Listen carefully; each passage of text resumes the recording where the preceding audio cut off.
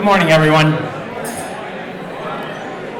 You know, it seems there were these two women. They were playing golf, and the first one teed off, and she watched in horror as her ball was just sailing towards a foursome of men that were in front of them at the next hole, and she just screamed when the ball hit the one golfer. He claps his hands together down by his groin and just fell to the ground in pain. What a win. Anyways, so she immediately, they jumped to the car, went over, and she went up to the foursome and just talking to the golfer that got hit, and just, I'm so sorry.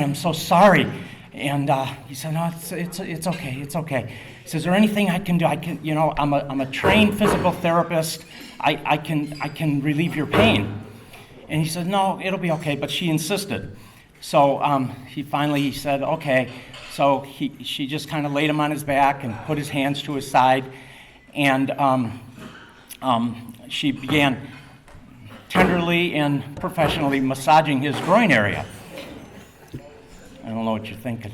So after a few minutes, she said, how does that feel? He says, well, he looked up at her and said, well, it feels good, but I think my thumb's still broken.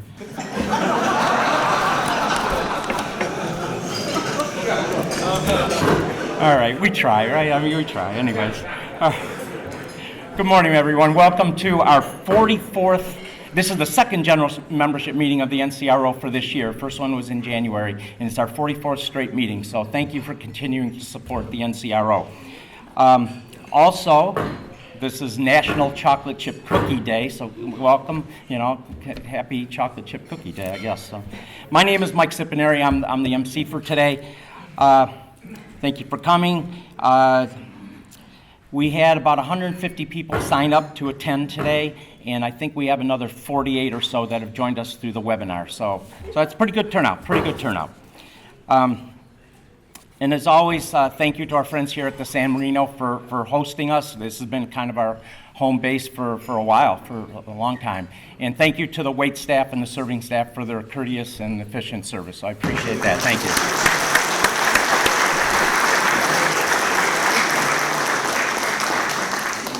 Okay, let me just go through a few things real quick. Please continue to, is this on? Can you, that on? Okay, sorry. Please continue to visit our website, ncro.org. Our webmaster and his team continue to try to keep information up there fresh and up to date for not only Chrysler retirees, but just seniors and retirees in general. So please continue to visit that. Our insurance committee, led by Rich Brown and John Kaiser, they just continue to do a phenomenal job. They're coming off a highly successful seminar from last week. And if some of you attended that, you can see that was a really good turnout. I think they had, I'm not sure what the number was, 70, 80 people turned out for that, so it was a good turnout. The committee is always there helping us wade through the whole Benefits Connect and the WageWorks thing, so just continue to tap them. They're there for us. If you have any questions regarding any of that, dues, insurance, something, contact our office, our NCRO office, or you can send an email in through our website. So please do that. If you have any questions on dues or anything, please see me after. You can, if you have any questions on that.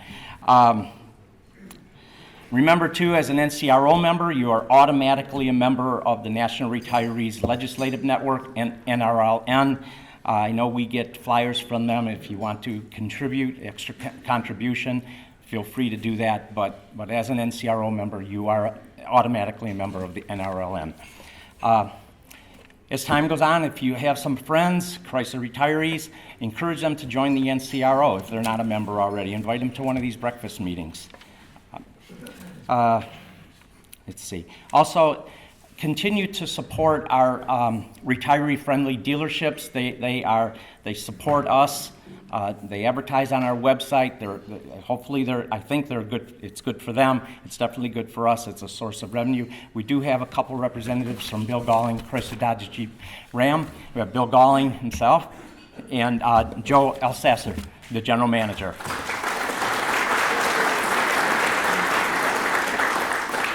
feel free after the meeting if you want to come and chat with them. I'm sure they'd like to talk to you.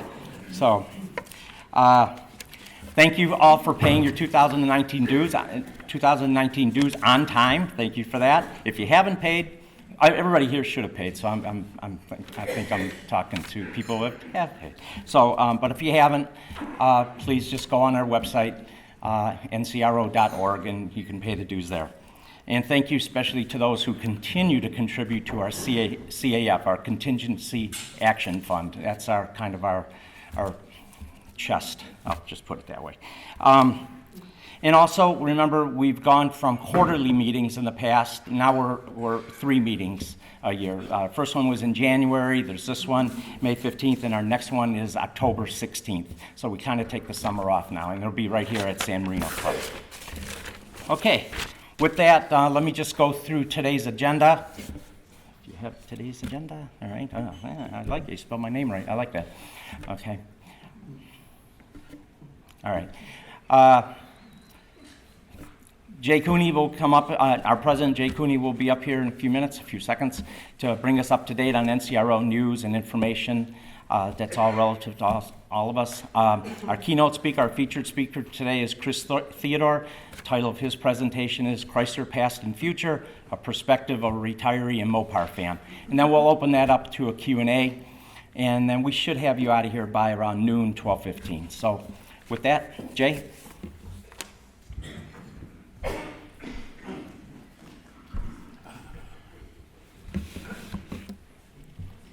Good morning. Welcome. Add my welcome to Mike's. I will add though that's why I stopped telling jokes. Was Mike's joke? Sorry, Mike. That's the reason. First, I'd like to thank Bill and Joe for being here. And if you get a chance on your way out, I ask him not to leave right away. They brought a Gladiator, so you can take a look at a new Gladiator right there, which would be kind of cool. We've all been waiting for the Jeep Gladiator for a long, long time. It's nice to have it here. And second, I had the opportunity to see Chris's slides. Phenomenal. It's going to be a great presentation. Stay tuned. It's going to be really, really good. I'm really looking forward to it. With that, I think next. Okay. I want to talk about a couple of things now. I want to be reasonably quick because I'd like to give as much time to Chris as I can. First of all, I want to talk about FCA Change and leadership, HR leadership. And I want to talk about kind of an update on the pension overpayment that we've talked about for the last several meetings. Seems like we're dragging on, but I want to talk to you about some progress I think we're making, which is really good, and then a United Way initiative that's going on. So first, FCA Change. That's hard to say. FCA Change. Good. For those of you who know that we've tried for the last 8 or 9 years, we've gone through, let me see if I can do Nancy Ray, thank you. Nancy Ray, Mike Keegan, Barb Pilarski, and now a new individual. Each one of those we've tried to build a relationship with. Obviously, Nancy was a little more difficult. Mike was excellent. A lot of that was because one of his personality and type of guy Mike is, and the fact that some of us knew him really, really well. So that always helped. And Mike was really a good champion for us in the NCRO.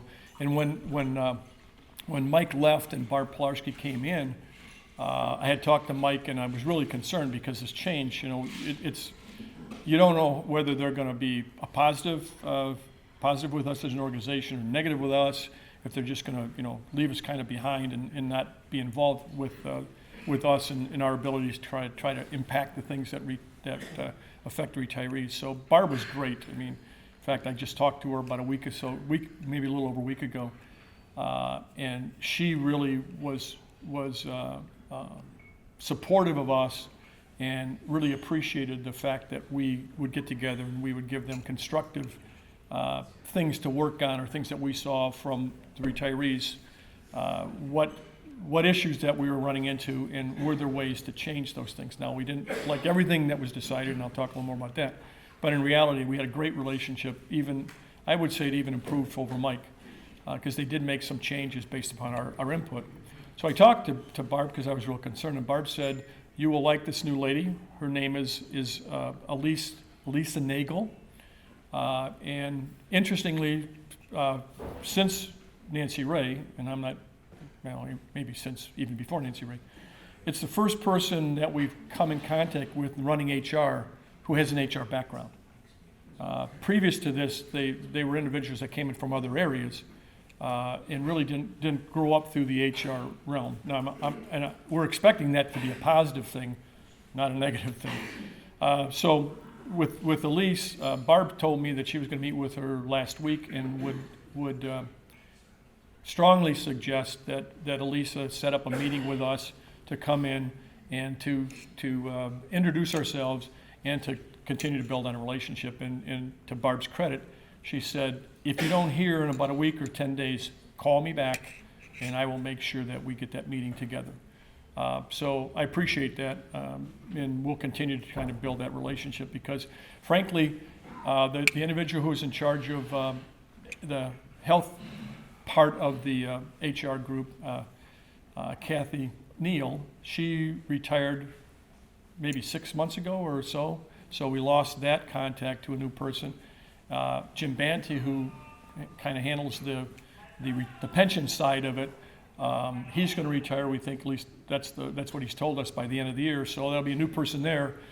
So the turnover is interesting, and it means that we have to work harder to build that relationship. So stay tuned. We'll let you know more about that. Next. Hello. Okay, I'm trying. There we go. Hello. Update on pension overpayment. How many people are tired of me talking about pension overpayment? Not as tired as I am. I just want you to know. Anyway, I think we're making real progress. Hopefully with these sites. We're working, as we had with the NRLN, which you guys know about, and you're part of the NRLN, which is our kind of national umbrella. And I will tell you that the impetus behind this action is really the NCRO. We've been the ones that have been pushing this with the NRLN and pushing it with Treasury, pushing it with the Pension Rights Center. And I think we're getting close to maybe some activity. As I said, the current, you guys know the issue. The issue is if they make a mistake in your pension and come back 10, 15, 20 years later and say, whoops, we made a mistake, they reduce your pension and then recoup the money that they've overpaid you over basically 18 months, even if it was over 15 or 20 years. We think that's ridiculous. In reality, so do some of the people on the Hill in Washington. So there was a group that came after we talked to Treasury and got some information there. Our proposal was that ERISA law be changed to say there's no recoupment required, one, and two, that the companies could actuarially adjust each year, which they do for other errors that are made in terms of selecting how long will people live, what are the other issues and whatever. And they just basically write that off and it flows through. That's what we think should be done with the pension overpayment. What's happened, there are a couple of legislators on the Senate side and on the House side who are very interested in this. Some well-known, Portman happens to be one of them out of Ohio, that's very interested in this issue and we're working on language to get them to put it in a couple of bills that may be in the next 30 days, hopefully will come to the floor in both the House and the Senate. And what that bill will say, and they asked us, they said to us in our negotiating, because the Pension Rights Center had been put in charge of a committee by the Treasury Department to actually write language. We didn't like the language. So we've worked with them to get the language changed. So here's sort of where we're at right now with language.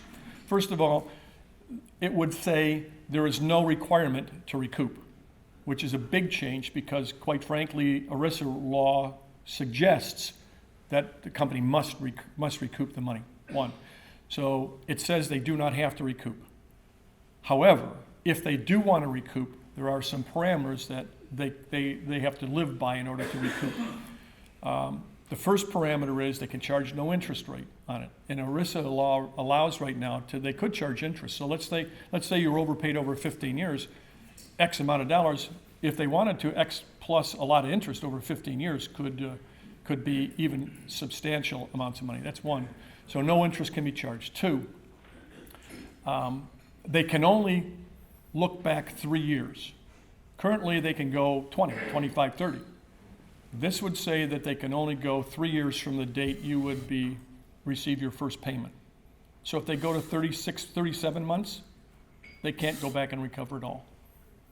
So that's we think a huge move. We forced them down from 6 years to 3. And originally their language was they could only retrieve 3 years, but they could go back 19 years to find it. 20 years, whatever. There was no limit in terms of how far they could go back, but they could only collect 3 years. We don't want that. We don't want it hanging over retirees' heads. We want it to be stopped. So that's the next set of languages. The third is that they cannot recover from any beneficiary, ex-spouse, spouse, or whatever. If the person passes away, they can't collect anymore. So we think we made some tremendous steps, and the information we got from the Hill said we need to have an agreement amongst all groups, meaning retiree groups, meaning labor, and meaning companies. So this language that I just talked about is language that's being changed, that's been done with companies and labor groups. We understand the ARP is behind it, so is ARA. Pension Rights Center was leading it. They made all the changes that we asked them to make in their original language. And hopefully, the last one I will tell you, not only can they only go back 3 years to recover from the date you would be started overpaid to 3 years, but they can only collect 10% of the overpayment amount a year, which means that it takes 10 years to recover. So if it's a 3-year recovery, it takes 10 years to get the money. Currently, some of those were 15 years they overpaid and they wanted it back in 18 months. Some companies, AT&T actually, some people, they had overpaid $100,000 and they wanted the money back in 30 days, or they were going to send it to a collection agency. Which seems, besides being immoral, it should seem illegal. So anyway, so I think we're making some good strides. Hopefully, stay tuned. Hopefully we can get this language in a bill in the next 30 days or so and get it into something. And a bill is something that is being worked on. It's added to a bill that looks like it has good coverage both from a Democrats and Republicans. So it would kind of slide through that way. So stay tuned. Again, we are not letting up on this activity. We think this is a huge issue that needs to be resolved. So stay tuned. Next, United Way. Quickly, Barb Pilarski, who went back to her old job in business development, maintained the United Way responsibility. And some of you were here when Paul Signorelli works for Barb on what they're trying to do with United Way. And we being the board particularly, have stayed involved in that and are working on opportunities with the United Way for retirees. And it's not for retirees to give money, it's for retirees to be able to volunteer and give of our time to help the United Way in their activities. So we think it's a really good opportunity. So there have been 2 preliminary activities going on that have taken place, and some of our board members, Deb Morissette and Dan Oliver specifically, have been involved in it. And we're participating in one in the near future that's sort of the kickoff of this whole program. As an aside, one of the things that Paul had said when he presented was he had a vision of retirees being able to help mentor people at FCA. And we all thought, well, okay, Paul, that's kind of a pie in the sky. Nobody's going to do that. And it's sort of Paul's mindset. But when I talked to Barb mentioned to me that she really thinks that's something that they, being FCA, should do. So hopefully, and I hope you all would agree, that it would be nice to be able to help the younger people at FCA understand what they should be doing and how to do things so they can protect our pensions. I do. I think it'd be important. So stay tuned if we know more about that. The one thing that we've got coming up is on June the 11th, there is an activity that the board has been asked to be involved in, and some of us are going to go do that. And it's the kickoff event. It's designed for retirees and those approaching retirement, and it offers a way for them to help with skills and their expertise to make a difference in some of the members of the United Way. And it's Alumni United. This is what they're working under. And it's an activity that'll happen on Tuesday, June the 11th, and some of us from the board are going to be a part of that to see how we can help. And then eventually, we'd like to kind of roll it out to the membership of the NCRO. And if you guys have an opportunity and feel led to do that, that you can help the United Way. So stay tuned more on that. Last thing, and you've heard me say this before, and I don't mean to be a broken record, but it really concerns me for a lot of reasons. The concern is that everything is pretty good right now. And once again, if you haven't seen some of the articles, there's another barrage of articles in there about FCA merging and what's going to happen and all this stuff under Mike Manley. Remaining pensions, we still have a fair amount of pensions that are out there that have not been annuitized, and there's what's going on with that. Membership and retiree advocacy groups are dwindling, and it's dwindling, I think, for two reasons. One, unfortunately, with our age, we're having some members that are passing away, one. And two, a little bit of apathy because things are so good and we go off and do other things. We take our grandkids this and do and whatever. And I just get concerned about it because even if all of our pensions, like General Motors, were annuitized and we weren't getting paid from FCA, there's a lot of things that are going on that need to be protected from retirees, and that's what we're here for. Not just to argue and fight for the pensions and benefits with FCA, but it's to do the things in Washington with our legislators so they will do the things that are appropriate. Because when I say that about the pension overpayment, you talk to the normal person, you say, well, that can't be right. I know, but it is. And when you say the same thing to the legislators, they go, well, that can't be right. And you show them their wrists along, goes, yeah, but that's what it says. But it's still hard to get them to move. So I just say that to say, don't let up with your support of the NCRO.